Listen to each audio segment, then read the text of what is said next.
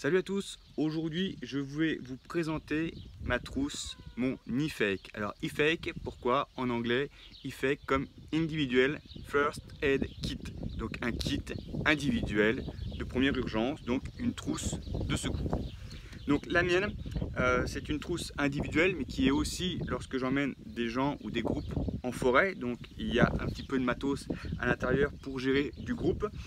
Moi c'est une trousse Miltech, d'accord. Donc l'avantage de celle-ci, bon, elle a déjà une bonne contenance, vous voyez.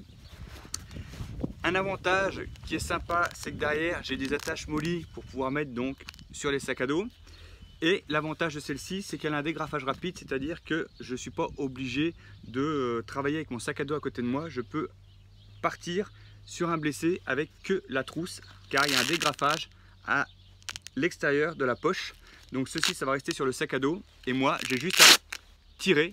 Ça reste avec le molly sur le sac à dos. Et moi, je peux aller me promener avec donc que ma petite trousse.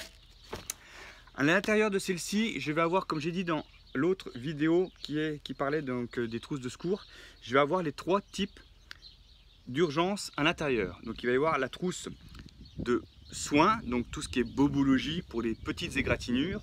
Ensuite on va monter en gamme avec une trousse de secours, donc pour porter donc assistance à une personne, et puis un kit trauma à l'intérieur pour pouvoir pallier à d'éventuelles grosses, on va dire des grosses hémorragies, etc., etc. Donc je vais vous faire la démonstration tout de suite de ce qu'il y a dedans. Donc tout d'abord, pour l'utiliser, il suffit juste d'enlever la première languette et ensuite on peut venir vraiment l'ouvrir en tirant sur la poignée rouge et venir dégrafer les deux fermetures éclair. Tac. Donc à l'intérieur de ma poche, vous allez trouver tout ce qu'on a dit en premier, qui est pour la bobologie, les petits soins. Donc pour les petits soins, je vais avoir à l'intérieur donc tout un système de pansement, d'accord. Alors pour les bouts de doigts, des petits, des gros, etc., etc. Je vais avoir quelques petites lingettes désinfectantes. Je vais avoir du coalgant pour un nez éventuellement qui coule, etc., etc. Ici, alors on n'est pas forcément sur du premier soin, c'est tout simplement un préservatif, une capote pour pouvoir mettre une poupée en bout de doigt si on veut un petit peu étanchéifier ou récupérer pour le trauma plus tard un doigt qu'on aurait coupé par exemple.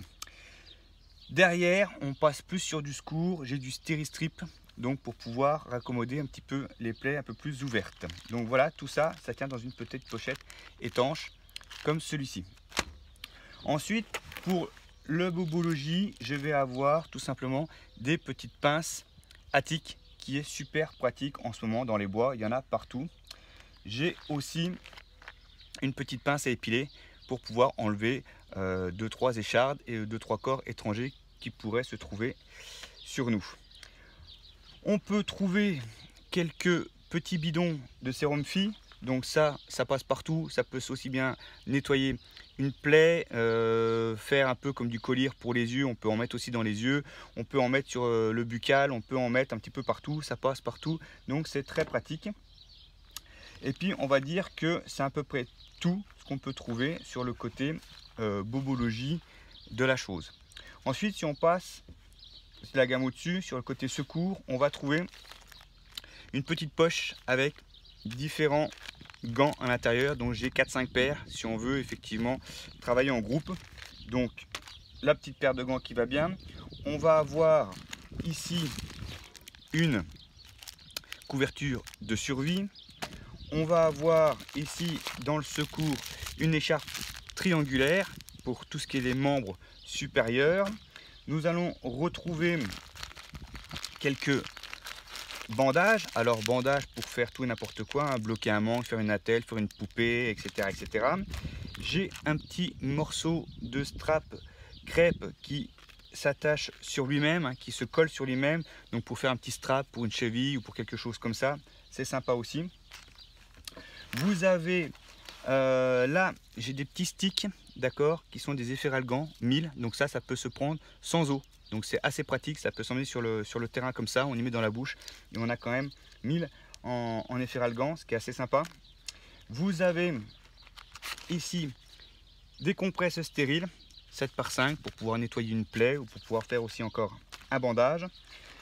Vous avez, qu'est-ce qu'on peut encore retrouver sur le côté, on va dire sur le côté secours. Je pense qu'on a fait le tour. Un petit rouleau de scotch 3M qui colle partout, qui colle très très bien, le petit scotch médical. Ça peut toujours servir aussi bien un petit peu dans le trauma par la suite. Ensuite, si on avance un petit peu et qu'on passe sur la gamme encore supérieure, on va rentrer sur le côté trauma. Donc dans le côté trauma, je vais avoir donc une paire de ciseaux pour pouvoir découper un petit peu tout ce qu'on veut et les habits, etc. sur le terrain.